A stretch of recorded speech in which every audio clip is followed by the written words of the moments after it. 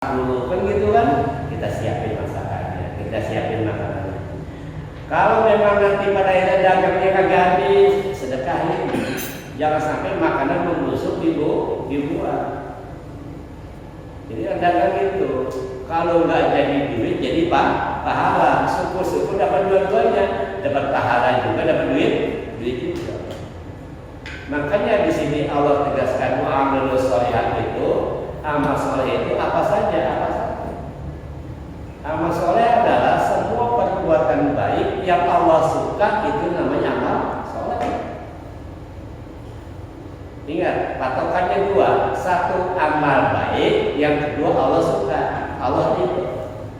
Ada amal baik tapi Allah nggak suka. Contoh, nolong orang. Baik kan nolong orang? Baik, tapi supaya dipuji. Allah suka nggak? Nggak suka. Membantu saudara baik, tapi supaya apa? Supaya ditakutin, supaya dia dihormati. Ngasih sembako baik, tapi supaya dapat suara.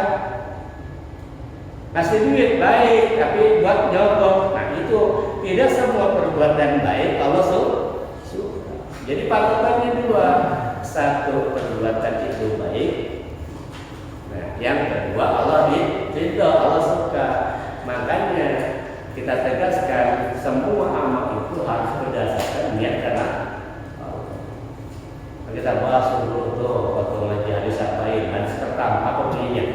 Innamal a'malu binniyat. Benar bunyinya. Innamal a'malu binniyat wa innamal likulli imrin ma nawa. Semua perbuatan tergantung niat.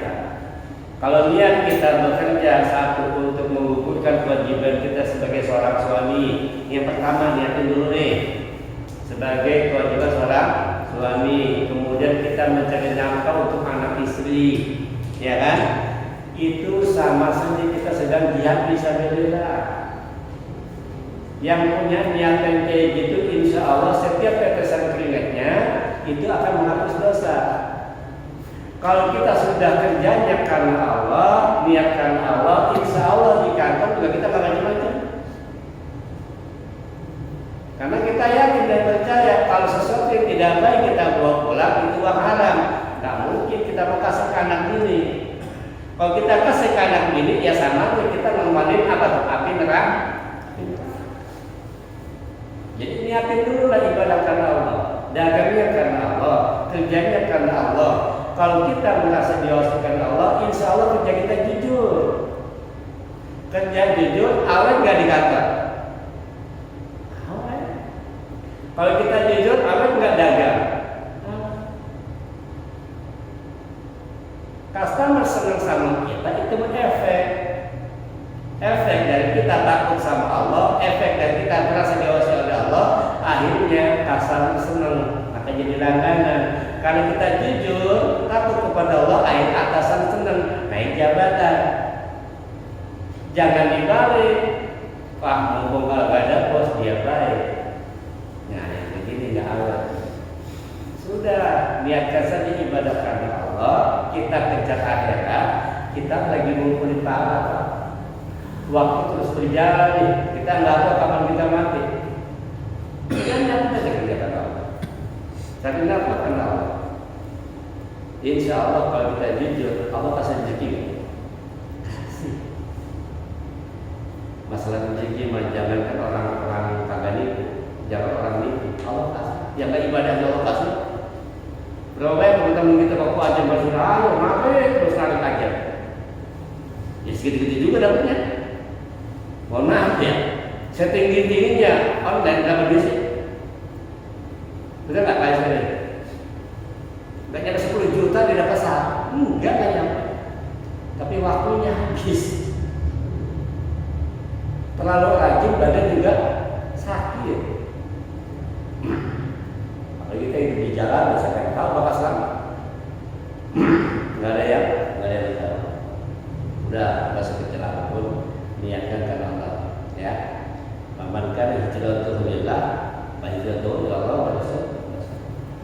Orang yang niat hijrahnya, niat bekerjanya, niat berdagangnya, niat dagang apapun karena Allah, nanti insya Allah Allah akan kasih pahala, Allah kasih barokah. Insya Allah usaha yang dijalankan akan jadi barokah. Ya, karena sekali lagi bekerja itu hanya sebab Allah nurunin rezeki, cuma sebab doang. Allah bisa nggak nurunin rezeki langsung dari langit buat kita? Bisa nggak? Bisa. Kenapa enggak? Cuma kan sunatullah berlaku. Allah sudah menetapkan sunnah-sunnahnya. Apa sunatullah itu? Sunatullah kalau lu kerja nanti dapat rezeki, itu sudah sunatullah tuh. Itu sunatullah. Tapi bisa nggak Allah melanggar itu? Bisa. Wa ala kulli syai'in qadir. Allah maha segala sesuatu. Allah yang maha menyembuhkan. Ada orang sakit, bisa nggak tanpa berbuat Allah sembuhin? Bisa. Tapi Allah sudah menetapkan sunnahnya. Sunnahnya sakit, kata Allah, kalau lo sakit nih gue disiapin obat. Cuma obatnya kok dikirim ke dokter tuh, kata Allah gitu. Kalau lo sembuh datang ke sini. Itu sudah turun. Jadi ketika kita ke dokter bukan ya dokter yang menyembuhkan, tapi Allah menyembuhkan melalui tangan dokter. Yang merasa dokter pun nggak boleh sombong, bukan lo yang nyembuhin dok. Yang nyembuhin siapa? Allah. Allah hanya meminjam tanganmu untuk menyembuhkan si pasien. Ini yang harus kita pahami. Ini tauhid nih, ini penting. Jangan sampai gara-gara kita merasa apa? Merasa bisa menyembuhkan, merasa bisa membantu, itu sebenarnya karena kita. Semuanya karena Allah. Anda bisa sampai ke sini itu karena Allah. Insya Allah mudah-mudahan lihat semua karena Allah, maka sekecil apapun ibadah yang kita lakukan, sesuatu apapun yang kita kerjakan itu akan menjadi ibadah buat Allah Subhanahu wa Ta'ala. Au itamun fi yaumin masghaba. Baik. Kemudian yatimah dan makrobah, dan kepada anak yatim berilah makan, cukupilah anak yatim, makrobah yang ada hubungan kerabat. Jadi kan berkaitan dengan harta nih. Kan Allah sudah kasih harta ke kita kan, Allah sudah kasih rezeki. Rezeki itu Allah berikan supaya Allah pengen kita menjadi penyalur rezekinya. Sebagai penyalur rezeki.